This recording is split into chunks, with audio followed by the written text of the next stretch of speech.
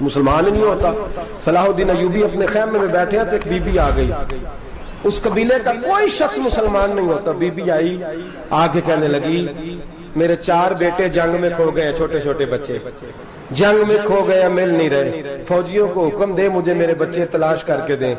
صلاح الدین ایوبی نے جھٹ پٹ سر پہ امامہ باندھا, نیزہ پکڑا, سینے بند باندھا, اپنے جبے کو سمیٹا اور باہر. کہنے لگی تو کدھر جا رہا ہے؟ کہنے لگا میں خود تیرے بچے تلاش کر کے دوں گا. صلاح الدین چند سپاہی ساتھ گلی گلی نکلے, گلی گلی فجر کے نکلے, اثر ہو گئی, تھک گئے, 2 نمازیں صحرا میں پڑھی. جنگل کے اندر پہنچے تو ایک کونے میں 4 بچے ایک جگہ ڈرے اور سہمے ہوئے بیٹھے ملے. صلاح الدین ایوبی اٹھا کے لائے, ماں کو کہنے لگے تیرے بچے ہیں. نکلا اس لیے تھا کہ میرے نبی نے فرمایا بچے جدا ہوں تو ماں کو درد بڑا ہوتا ہے, اور میرے رسول نے فرمایا تھا جب جنگ کرنے جاؤ تو کھیت برباد نہ کرنا, فصلیں تباہ نہ کرنا, بچوں کو ماں سے جدا نہ کرنا. فرمایا میں سوچ رہا تھا تیرے بچے کہیں میری وجہ سے جدا ہو گئے تو مصطفیٰ کو جواب کیا دینا. فرمایا تیرے بچے ڈھونڈ کے لایا ہوں. بچے ماں کے پاس آنے لگے تو ماں نے بڑے بیٹے کے منہ پہ تھپڑ مارا. کہتا ہے اماں کیا ہوا؟ کہنے لگے تو نے سنا نہیں کہ دشمن کے بچوں کی اتنی حفاظت کرتا ہے, میرے پاس نہ جا, اس کے قدموں میں بیٹھ جا. جس نبی کے غلام اتنے سچے ہیں وہ نبی کتنا سچا ہوگا. بنو قریظہ اور بنو نذیر 2 محلے تھے یہودیوں کے. یہودیوں نے بڑی عہد شکنی کی تو نبی پاک صلی اللہ علیہ وسلم نے ان کو بے دخل کر دیا, مدینے سے نکال دیا, مدینہ منورہ سے. یہودی نکل گئے مدینہ طیبہ سے, تو جب وہ نکل کے جا رہے تھے تو ان کے مکان, ان کے باغ, ان کی جائیدادیں بچ گئیں. نبی پاک علیہ السلام نے انصار مدینہ کو پہلے بلایا. جاگ رہے ہیں نا آپ لوگ؟ پیسے آتے کسی کو برے لگتے ہیں, اب تو یہ بھی حلال حرام کی تمیز بھی اٹھتی جا رہی ہے. جائیداد, باغ, مال, علاقہ خالی ہوا ہے, وہ چلے گئے اور لوگ تو ڈھونڈتے پھرتے ہیں. اللہ خیر فرمائے, شاملار جگہ ملتی نہیں اب شہروں میں, وہ کس کس نے نام کرا لی, کدھر گئی ہے کوئی خبر ہی نہیں, خالی جگہ پڑی ہے. میرے نبی پاک علیہ السلام نے پہلے انصار مدینہ کو بلایا. حضور نے فرمایا انصاریوں بہت بڑی جائیدادیں یہودیوں کی, بنو نذیر اور بنو قریظہ محلے خالی ہو گئے, میرا دل کرتا ہے وہ تمہیں دے دوں, اس لیے کہ تم نے اپنے مہاجر بھائیوں کے ساتھ بڑا تعاون کیا, جائیدادیں تم نے دے دی ہیں, مکانات دے دیے ہیں, بڑا کچھ تم نے دیا ہے, میرا دل کرتا ہے وہ تمہارے نام کر دوں. تو انصار مدینہ کیا کہنے لگے؟ کہنے لگے یا رسول اللہ دے تو ہم نے دیا ہے پر وہ بیچارے جھچکتے ہی رہتے ہیں, وہ جھچکتے ہی رہتے ہیں, کھول کے ہماری چیزیں استعمال نہیں کرتے. تو حضور ہم تو پہلے ہی انصار ہیں, ہمارے پاس بڑا کچھ ہے, آپ مہربانی فرمائیں وہ سارا کچھ مہاجروں کو دے دے, مہاجرین کو ہمیں نہیں چاہیے. اب چلے گئے بات کر کے, میرے حبیب پاک نے مہاجروں کو بلا لیا. فرمایا بنو نذیر اور بنو قریظہ قبیلے کی جائیدادیں آئی ہیں, تمہارے پاس بظاہر جو چیزیں ہیں بھی وہ بھی انصار مدینہ کی ہیں, تو میرا یہ خیال ہے کہ وہ سارا کچھ تمہیں دے دیا جائے. حضرت ابوبکر صدیق رضی اللہ تعالیٰ عنہ کہنے لگے یا رسول اللہ صلی اللہ علیہ وسلم ہمارے انصار بھائیوں نے ہمارے لیے دل تک کھول دیے ہیں, حضور انہوں نے ہر چیز بانٹ کے ہمارے سامنے رکھ دی ہے, ہم اتنے خرد غرض ہیں کہ سارا کچھ لپیٹ جائیں. کہ حضور ہمارے پاس جو مکان ہے وہ ہے, ہم کاروبار کر رہے ہیں, تجارتیں کر رہے ہیں, مزدوریاں کر رہے ہیں, ہم انشاءاللہ اور بنا دیں گے, آپ یہ ہماری طرف سے ہمارے انصار بھائیوں کو گفٹ کر دیں, آپ انہیں دے دیں. میرے حبیب کی آنکھوں میں آنسو آ گئے, میرے نبی پاک علیہ السلام رو پڑے. یا رسول اللہ آپ کیوں روتے ہیں؟ فرمایا تمہارا یہ بھائی چارہ قائم رہا تو اللہ اسلام کو بڑی قوتیں عطا فرمائے گا, اللہ طاقتیں دے گا اسلام کو. اگر تمہارا یہ رنگ قائم رہا, یہ انداز, میرے غلاموں تمہارے یہ طور طریقے, ایک بھائی کہتا ہے دوسرے کو, دوسرا کہتا ہے تیسرے کو. مسلمانوں کی نا ایک تعداد لڑتے لڑتے لڑتے لڑتے دور چلے گئی. تاتاریوں نے قید کر لیا, 4 مسلمان تھے, تبلیغ کرنے گئے, جنگ کرنے گئے, جہاد کرتے کرتے کافروں سے لڑتے لڑتے تاتاری قوم میں چلے گئے, وہاں قید کر لیے گئے. تو سزائے موت کا حکم ہوا, 4 بزرگ تھے, سزائے موت کا حکم ہوا. تو تاتاری بادشاہ جو تھا وہ بڑا خلاف تھا, بڑا سخت مخالف تھا مسلمانوں کے. اس نے کہا کہ ان کو جب پھانسی دینا نا مسلمانوں کو تو میرے سامنے دینا. اب 4 عالم ہیں, 4 صوفی ہیں, سفید داڑیاں, سر پہ امامے. پھانسی کا وقت آیا تو جو پھانسی گھاٹ ہے وہ ایک ہے, چاروں کو کٹھے پھانسی نہیں ہو سکتی. ایک کو کہا کہ ایک ایک کر کے ان کو پھانسی دو. جب پھانسی کا وقت آیا نا تو جو سب سے پیچھے صوفی تھے وہ دوڑ کے آگے آئے, کہنے لگے بادشاہ پہلی باری میری لگا پہلی. اب بادشاہ نے کہا ٹھیک ہے اسے لٹکا دو. وہ قریب آئے تو دوسرے دوڑ آئے, کہنے لگے نہیں نہیں پہلی باری میں نے زیادہ کافر قتل کیے, میرا بڑا جرم ہے, مجھے پہلے سزا دو. ان کو پھانسی دینے لگے تو تیسرے آ گئے, کہنے لگے نہیں یہ تو میرا قتل کرتا تھا, رستے میں بتایا کرتا تھا, ڈھونڈ کے میں بتلاتا تھا کہ یہاں زیادہ تعداد ہے, مجھے پہلے پھانسی دو. تیسرے کے ساتھ بات ہو رہی تھی تو چوتھا دوڑا آیا, کہنے لگا یہ رستے بتاتا تھا, یہ تبلیغ کرتا تھا, یہ سارا کچھ کرتا تھا, لیکن کہا یہ کہتے تھے چلو واپس چلتے ہیں, میں جانے نہیں دیتا تھا, میں کہتا تھا اور کافر مارنے اور علاقے فتح کرنے, میرا جرم بڑا ہے, مجھے پہلے پھانسی دو. بادشاہ کہنے لگا مجھے 35 سال ہو گئے حکومت کرتے, بڑی دنیا کو پھانسی دی ہے, لوگ تو ایک دوسرے کو دھکے دیتے ہیں کہ پہلے تو جا پہلے تو جا, اور تم کیسی قوم ہو کہ ایک دوسرے پہ قربان ہو رہے ہو. کہنے لگا تم ایک باپ کی اولاد ہو, جاگ رہے آپ لوگ. تاتاری بادشاہ کافر بادشاہ اسلام کی مخالفت کر دیں, ایک باپ کی اولاد ہو کا نہیں, ایک قبیلے کے رہنے والے ہو کا نہیں, ایک ملک کے رہنے والے ہو نہیں. اس نے کہا رشتہ کیا ہے تمہارا, رشتہ کیا ہے؟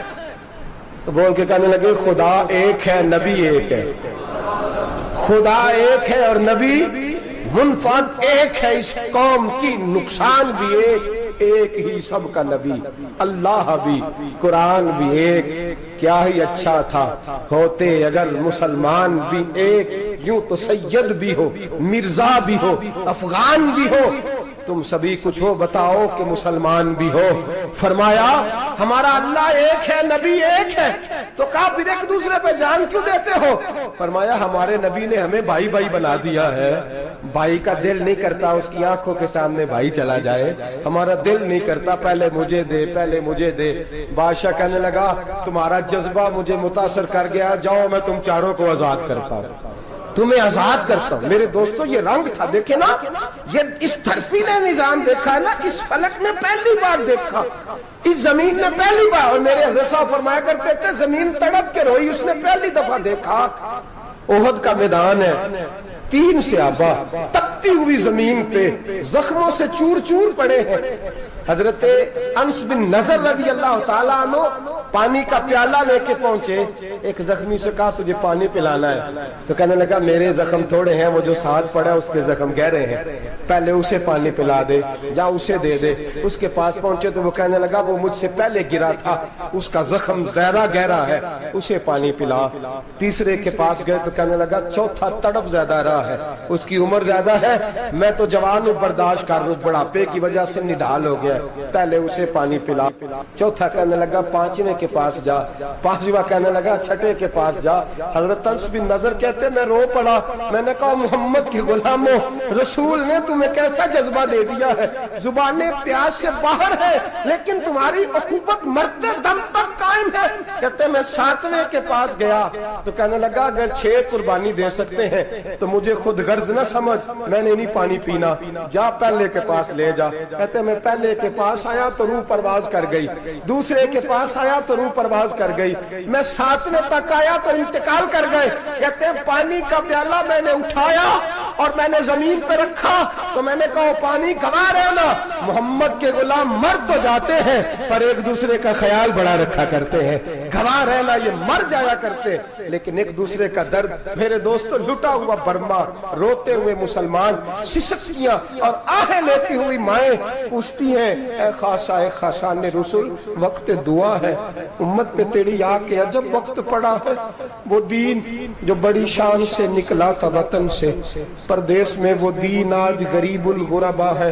فریاد ہے اے کشتی امت کے نگہ باں, بیڑا یہ تباہی کے قریب آن لگا ہے. اور کیا خوبصورت جملے کہے تھے کہ نبی پاک صلی اللہ علیہ وسلم نے, حضور نے فرمایا تھا میرا مومن ایک جان کی طرح ہوتا ہے, ایک جان کی طرح ہوتا ہے, ایک کو تکلیف ہو جسم کے ایک حصے کو, سارا حصہ پریشان ہوتا ہے. فرمایا یہ ایک مکان کی طرح ہے, ایک اینٹ دوسری اینٹ کو مضبوط کرتی ہے. فرمایا یہ مضبوط لوگ ہیں, یہ مضبوط لوگ. حضرت عمر فاروق کا زمانہ ہے, ایک آدمی نے سیری بھیج دی, ایک گھر میں بطور تحفہ، قحط کا زمانہ تھا، گوشت ملتا نہیں تھا، جانور، ایک آدمی نے سری بھیج دی ایک آدمی کے گھر میں۔ اس نے کیا کیا؟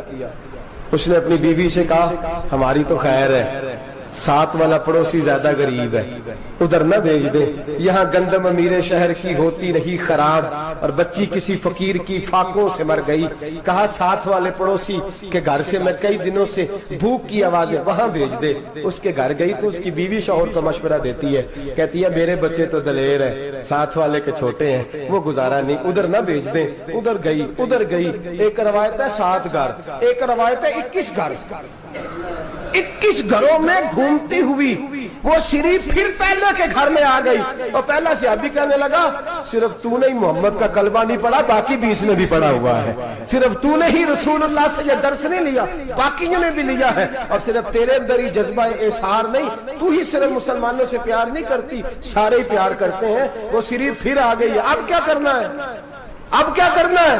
تو امام نبوی نے لکھا ہے، وہ کہنے لگی کرنا کیا ہے، پکاؤں گی میں اور کھائیں گے 21 گھر، پھر بھی اکیلے نہیں کھائیں گے، پکاؤں گی میں اور کھائیں گے 21 گھروں کے مطابق شوربہ پکا، اور پھر برتن میں ڈال کے وہ بی بی ایک کے گھر کا دروازہ کھٹکھٹاتی ہے، کہتی ہے مصطفیٰ کے غلاموں نکلو باہر اور کھاؤ، اس لیے کہ جس نبی نے مجھے پیار کا حکم دیا اسی نے تمہیں بھی پیار کرنا سکھایا ہے، یہ رنگ چشم فلک نے سکھایا ہے۔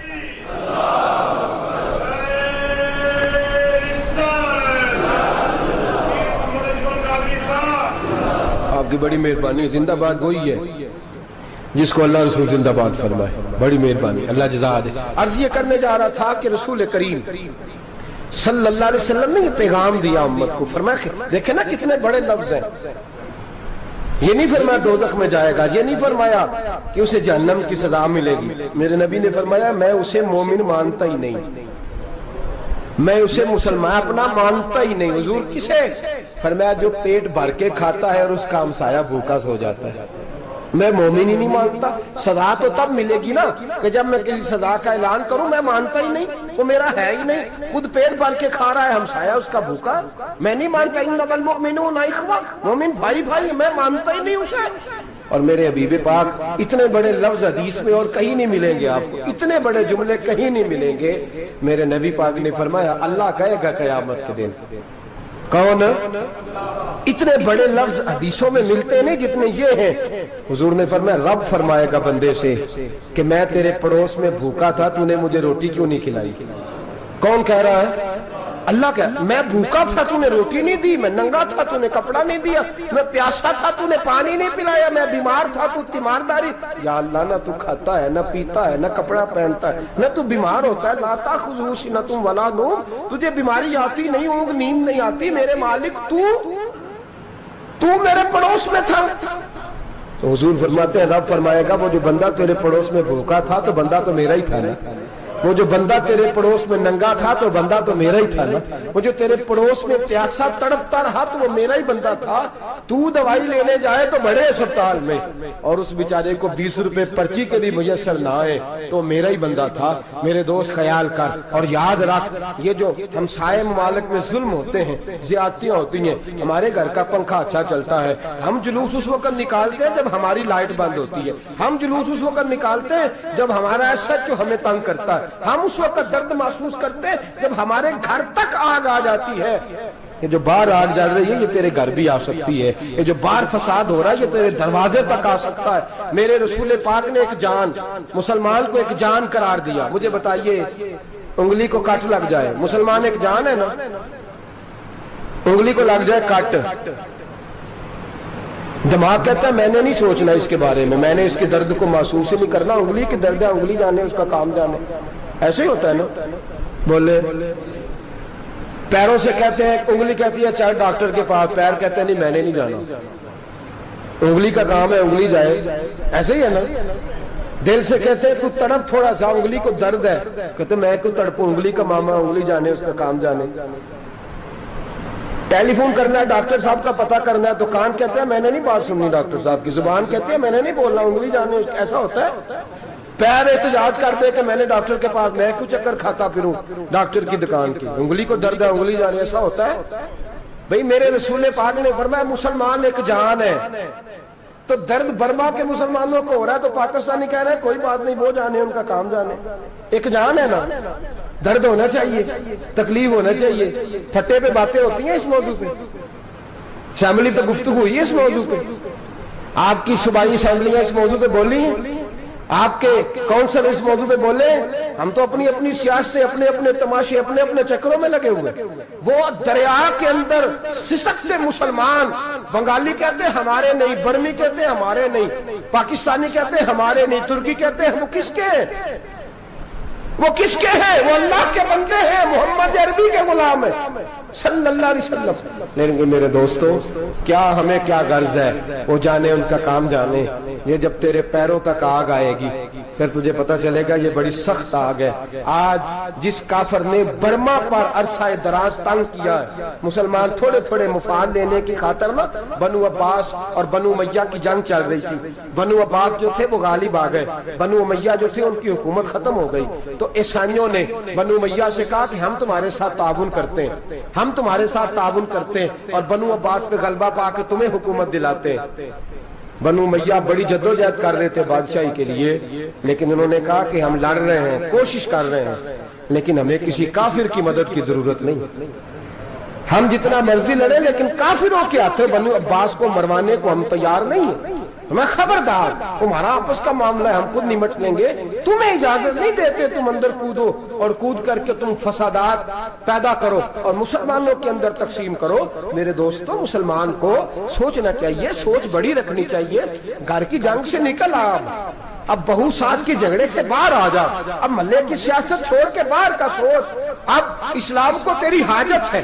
اب پوری دنیا جب مسلمان کو دیکھے نا، فیس بک یوز ہوتی ہے، اس پہ نوجوان جب اسلام کی بات کرنے لگے گا، اس پر جب بڑا اسلام کی بات کرنے لگے گا، پوری دنیا میں پیغام جائے گا کہ مسلمان اب جاگنے لگا ہے، مسلم خوابیدہ بیدار ہونے لگا ہے، اب اس کی آنکھیں کھلنے لگی ہیں، اب یہ اپنے مذہب کی بات کرتا ہے، اب یہ اپنے ملک سے، صوبے سے، برادری سے نکل کر بولتا ہے، اب یہ کہتا ہے کہ بازو تیرا توحید کی قوت سے قوی ہے، اسلام تیرا دیس ہے، تو مصطفی ہے، اب یہ بڑی سوچ رکھتا ہے، اب یہ عالمی بات کرتا ہے۔ میرے دوستو ہمارا تو حال یہ ہے، امام اعظم ابو حنیفہ کا فتویٰ ہے، آپ فرماتے ہیں جو مولوی عالمی حالات سے باخبر نہ ہو وہ جمعے کی تقریر نہ کرے، وہ مسلمانوں کی رہنمائی نہیں کر سکتا، عالمی حالات سے جو خبردار نہ ہو۔ تو جس کو چھٹی ہو جائے، تو نے ختم نہیں پڑھا، دوڑ جا مسجد سے، تو ختم نہیں پڑھتا، ہمارے تجھے پتہ ہی نہیں دکان رہتا ہے، بھاگ جا، وہ عالمی حالات پہ بات کرے گا، کیونکہ بیچارے کو تو پتہ ہے میری سویرے چھٹی ہو جانی، سیاست کا لفظ چھیڑا نہیں تو میں گیا نہیں۔ یاد رکھے وہ جو بیداری ہے، وہ جو اعلیٰ ظرفی ہے، وہ جو بڑی سوچ ہے، وہ جو ملت کی سوچ ہے، وہ جو قومیت کی سوچ ہے، وہ جو آگے بڑھنے کا زاویہ ہے، وہ تو اندر، اقبال کہتے ہیں گلا تو گھونٹ دیا اہل مدرسہ نے تیرا، گلا تو گھونٹ دیا اہل مدرسہ نے تیرا، تجھے تو مدرسے والوں نے پلیٹ پکڑا دیا ہے کہ جا سویرے لنگر کٹھا کر کے لا اور دوپہر کو روٹیاں مانگ کے لا اور دیکھ آج مرا کون ہے، ختم کس کا پڑھنا ہے، تو گلا تو گھونٹ دیا اہل مدرسہ نے تیرا، اب کہاں سے آئے گی صدا لا الہ الا اللہ، تو گھونٹ دیا تیرا گلا، تو کیسے بڑی بات کرے گا؟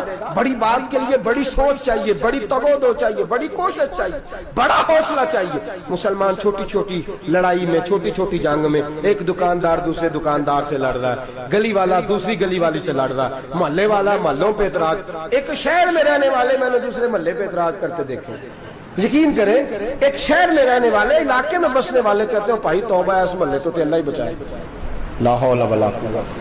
وہ جو تقسیم در تقسیم کی سوچ ہے، اس نے چھوٹے چھوٹے ٹکڑوں میں مسلمانوں کو بانٹ دیا ہے، چھوٹی چھوٹی تقسیم ہے، چھوٹا چھوٹا ہمارا مزاج ہے، چھوٹی سوچ ہے، بڑی سوچ کی بات سنیے۔ صلاح الدین ایوبی، جاگ رہے ہیں نا آپ لوگ؟ تو آخر حضرت صاحب ایڈی وڈی گل چھیڑ چھڑی ہے، یہ مطلب ہی کون نہیں، کنے برما جانا ہے تو کنے مدد کرنی ہے، میں تو بھائی فریضہ سر انجام دے رہا ہوں۔ میرے نبی نے فرمایا برائی کو یا ہاتھ سے بدل، ہاتھ سے نہیں بدل سکتا تو زبان سے تو بولنا، تو میں معذور ہوں، کمزور آدمی ہوں، ہاتھ سے بدلنے کی طاقت نہیں رکھتا، تو دوسرے درجے پہ تو مجھے عمل کرنے دو نا۔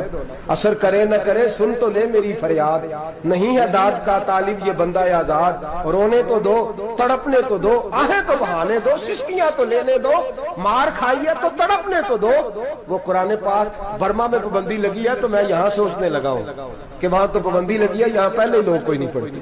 معاذ اللہ تعالیٰ حالات دن پہ دن مسلمانوں کے لیے ایک ایک کر کے، افغانستان میں جو آگ لگی تھی پھر وہ عراق میں بھی لگی، پھر وہ لیبیا میں بھی لگی، پھر وہ مصر میں بھی لگی، پھر وہ یمن میں بھی لگی، سعودی عرب میں دھماکے ہوئے، میرا دل تڑپا ہے، مجھے پریشانی ہوئی، میں بچے پاس تھے، میں بڑا ڈسٹرب ہوا، میں نے کہا یار یہ ہمارا سب کا اجماعی عقیدت کا مرکز ہے، ہم کم از کم ہزار اختلاف کے باوجود کہا کرتے تھے کہ عرب میں امن ہے یار، وہاں سکون ہے، وہاں دکانیں کھلی چھوڑ کے لوگ چلے جاتے ہیں، وہاں بھی فساد ہونے لگا، وہاں بھی آگ بڑھ گئی ہے، لیکن ہم صرف چھوٹی چھوٹی کر کے جب آگ بجھانے کی کوشش کریں گے اس وقت آگ نہیں بجھے گی، جب ہر آدمی اپنے پیالے میں پانی لے کے آئے گا، ہر شخص اپنے گھر کی نل چلائے گا، ہر شخص نلکا چلائے گا اور پانی نکال کے یہ آگ بجھائے گا، تب یہ آگ بجھے گی۔ ہر آدمی کو کردار سوچ بڑی کریں، نظریہ بڑا کریں، ملت کی بات کریں، مسلمان ہو کے سوچیں، مسلمان ہو کے سوچیں، خدا را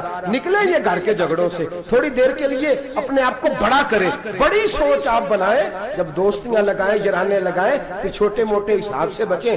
بابا بلے شاہ صاحب فرماتے کورے ورک کتاب نہیں ہوندے، کورے ورک کتاب نہیں ہوندے، پتھر دل گلاب نہیں ہوندے، او بلیا یاری سوچ کے لائیں، یارا نال حساب نہیں ہوندے۔ پھر ذرا نکلے اس حساب کتاب سے باہر، بلیا یاری سوچ کے لائیں، یارا نال حساب نہیں ہوندے۔ پھر ذرا بڑا ذہن کریں، چھوڑے اپنے حساب، یبصرون علی انفسہم ولنبلونکم بشیء من الخوف والجوع ونقص من الاموال والانفس والثمرات۔ پھر حساب کتاب سے نکلے، پھر امام علی مقام کی طرح یہ سوچ بنائے کہ حسین کے بچے چلے جائیں تو کوئی حرج نہیں، امت پر آنچ نہیں آنی چاہیے۔ ایک امام علی مقام، کل تک امام میدان میں کھڑے تھے تو اکیلے تھے، لیکن آج پوری دنیا کہتی ہے حسین ہمارا ہے، حسین ہمارا ہے۔ آج نظریہ امام علی مقام زندہ ہے، تو اکیلا ہے تو کھڑا ہو، یہ نہ کہا کر چھوٹی سی مسجد ہے، ایک کونا کا کھڑکاوا، مولانا تقریر کر رہے ہیں تو کیا بنے گا، ایک آواز کہیں سے گونجا کرتی ہے، پھر اس میں تاثیر میرا اللہ پیدا فرما دیا کرتا ہے، پھر اس کے اندر قوت میرا رب پیدا فرما دیا کرتا ہے، پھر اللہ اس میں تاثیر پیدا کر کے چار دانگ عالم میں پھیلا دیا کرتا ہے۔ صلاح الدین ایوبی، مسلمانوں پہ ظلم ہوا، فلسطین میں آگ لگی اور پورے فلسطین کی گلیاں خون سے بھر گئیں، ایک دن کے اندر 70,000 مسلمان قتل ہوا۔ گھوڑوں سے سڑکوں پہ چلا نہیں جاتا تھا، گھوڑے پھسلتے تھے، اتنا خون تھا، اور کچی سڑکیں تھی، اتنا خون تھا، پہلے کچی زمین نے خون پیا، پھر خون اس سے باہر آیا، پھر بھی اتنا سخت 70,000 آدمی قتل ہوا۔ صلاح الدین ایوبی کون تھے؟ میرے غوث اعظم جیلانی کے مدرسے کے طالب علم تھے۔ جامعہ نظامیہ مدرسہ، یہ مدرسے ہیں جنہوں نے دین کے مجاہد پیدا کیے، مدارس ہیں جنہوں نے دین کے مجاہد پیدا کر کے پوری دنیا کے اندر پھیلائے ہیں۔ مدارس کے اندر دہشت گردی آئی، میں اختلاف نہیں کرتا، لیکن ابھی بھی مدرسے ہیں جن مدرسوں سے رسول اللہ کے دین کا سچا درس دیا جاتا ہے، امن، پیار اور محبت کی فضا کو عام کیا جاتا ہے وہ مدارس، اور انشاءاللہ قیامت کی صبح تک وہ مدرسے قائم رہیں گے۔ صلاح الدین ایوبی مدرسے کے طالب علم ہے، مدرسے کا، لیکن مدرسہ اس کا تھا جو ساتھ درویش بھی تھا، جو ساتھ اللہ رسول کے احکامات محبت کے ساتھ پھیلانے والے غوث اعظم جیلانی کا مدرسہ تھا، اس مدرسے کا پڑھنے والا طالب علم۔ دیکھیں نا، علم دین شہید کون تھا؟ نعتیں پڑھنے والا تھا نا، ختم دلانے والا تھا۔ عامر چیمہ شہید کون تھا؟ نعتیں پڑھنے والا تھا نا۔ یہ نعتیں وہ چیز ہوتی ہے جو دلوں کے اندر اثر پیدا کر دیتی ہے، جو نبی پاک کی محبت کو پروان چڑھاتی ہے، اور یہی چراغ جلے گا تو روشنی ہوگی۔ صلاح الدین ایوبی اکیلا اپنے دوستوں سے کہنے لگا مسلمانوں کی مدد، چند سالوں میں نکلو مدد کریں۔ انہوں نے کہا تیرے نکلنے سے کیا ہوگا؟ کہنے لگا میں نے نہیں نکلنا، میرے اللہ نے میری مدد کرنی ہے، میرے اللہ نے میری اٹھ باندھ کمر کیا ڈرتا ہے، پھر دیکھ خدا کیا کرتا ہے، اور میں مجھے نکلنے دے، اللہ میری مدد کرے گا۔ تھوڑا تھوڑا کر کے فوج جمع کی، کوشش کی، چند سالوں کے بعد اسی جگہ جہاں مسلمانوں کا خون بہا تھا، اللہ نے اسلام کا جھنڈا پھر سے بلند کر دیا۔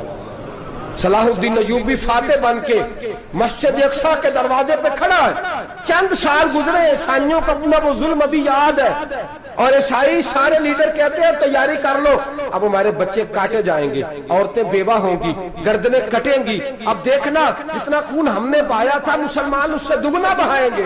صلاح الدین ایوبی گھوڑے پہ کھڑے ہیں اور پوچھتے ہیں او عیسائیوں بتاؤ تمہارے ساتھ کیا کروں. گردنیں جھک گئیں، جواب کوئی بھی نہیں. کہا تم نے 70,000 مسلمان ایک دن میں مارا تھا، بولو تمہارے ساتھ کیا کروں.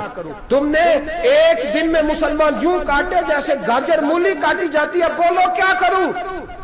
عیسائی کہنے لگے ہمیں اپنے ظلم یاد ہے، تشدد یاد ہے، بربریت یاد ہے، تو بہتر جانتا ہے تو نے کیا کرنا ہے.